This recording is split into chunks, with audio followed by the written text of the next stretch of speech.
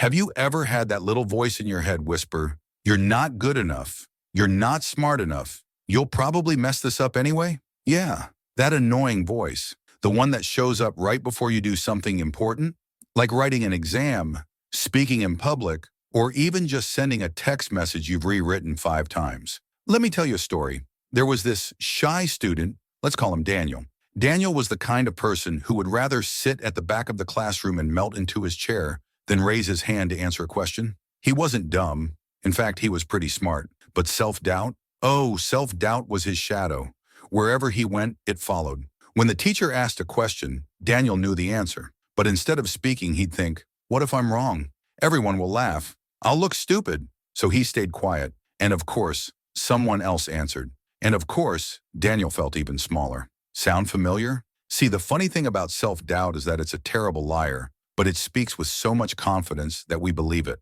Like that one friend who has no clue what they're talking about, but says things with such conviction that you start nodding along. That's self-doubt. For Daniel, it started to affect everything. Exams, he'd freeze up, not because he didn't study, but because he was convinced he'd fail. Group work? Forget it. He'd rather let others take the lead than risk looking not smart enough. But then, something small happened. Something tiny. One day the teacher gave a pop quiz, and Daniel, sweating buckets, actually did well. Like really well. He looked at the grade on the paper and thought, wait, me? I got this right? That little moment cracked a hole in the wall of self-doubt. Not destroyed it, just cracked it. And cracks are where the light comes in. From then on, Daniel decided to try something new. Every morning before school, he whispered a simple sentence to himself. I am capable. I am learning. I can do this. Was it cheesy? Oh, absolutely. He felt ridiculous at first, like he was starring in one of those motivational TikToks. But here's the thing. Over time, the words started to stick. Next, he tried something braver. In class, instead of staying silent, he raised his hand once. Just once. His voice shook. His face turned red. But he spoke. And the answer? Correct. The teacher smiled. His classmates nodded. And Daniel felt something new. Pride. That single step grew into another. He answered more questions. He started helping classmates when they were confused.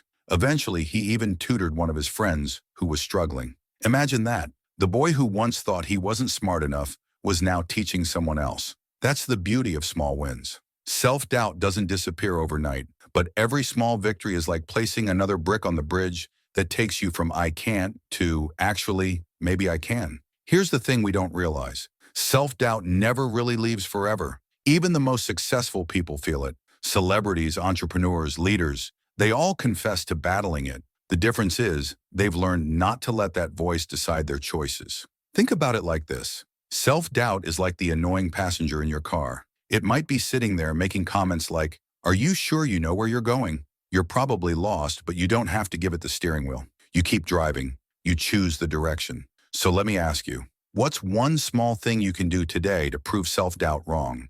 Is it raising your hand in class?